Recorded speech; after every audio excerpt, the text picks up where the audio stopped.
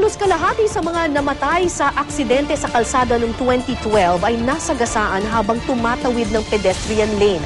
Ayon po yan sa World Health Organization, kaya payo ng MMDA kahit nasa wastong tawiran, iba yung pag-iingat pa rin ang kailangan. May report si Emil Sumangil. Tumatawid sa wastong tawiran ng biktima ng bigla siyang salpukin sa likuran ng isang tricycle. Sa lakas ng impact, umibabaw sa bubungan ng biktima at pagbagsak niya sa kalsada, nagulungan naman ang kanyang hita ng paparating na container van. Hindi na tumawag ng rescue team ang mga nakasagasa. Ang tricycle driver ang nagsugod sa kanya sa pagamutan, katuwang ang pahinante ng container van. Pinasya na namin sa kanilang bahay ang 42 taong gulang na biktima na si Marivic Garlitos. Pananahi ang ikinabubuhay ni Aling Marivic. Problemado siya ngayong naputulan na siya ng kanyang kanang paa.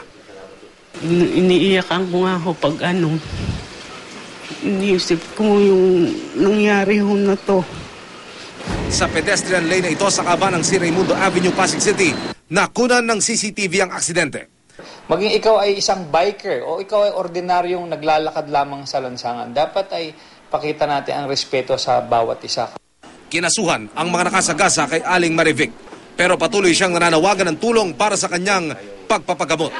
Ayon sa Task Force Kaayusan ng MMDA, kahit nasa wastong tawiran, dapat pa rin mag-ingat ang mga pedestrian lalo't dahil may ilang motoristang hindi nire-respeto ang mga tawiran. Bago sila dumating sa designated lane, pedestrian lane, dapat magdaan-daan na sila and mag-give way sila sa mga pedestrian.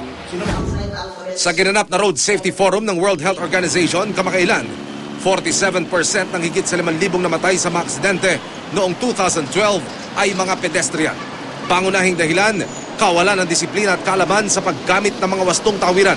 Dagdag pa raw dito ang kakulangan sa mga infrastructure projects, gaya ng overpass at underpass at mga pedestrian lanes. Dito lang sa kaaba ng EDSA, ilan sa ating kababayan ang aming nakunan na hindi gumagamit ng overpass o pedestrian lane kahit pa buhay ang kapalit. Emil Sumangil, GMA News.